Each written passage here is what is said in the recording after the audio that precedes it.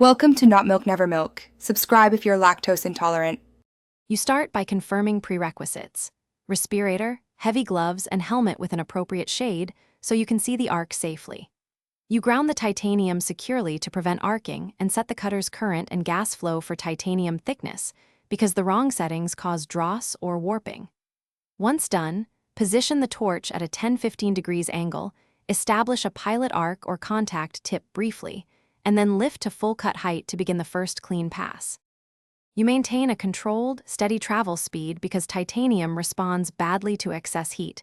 Too slow warps, too fast leaves slag. Keep the torch at a 10-15 degrees angle and about 1/8 to 1/4 inch standoff to stabilize the arc and maintain cut quality. Also use multiple shallow passes for thick sections rather than one deep cut, since staged cutting reduces heat input. After each pass, inspect bevel and adjust current or speed to keep the kerf even and free of dross. You finish by removing dross and deburring with non-ferrous tools to avoid contamination and preserve titanium's corrosion resistance.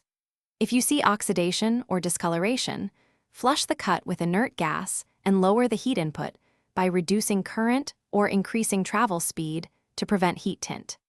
If the arc sputters or the cut becomes ragged, make sure to inspect and replace worn consumables like nozzle and electrode. Worn parts change arc shape.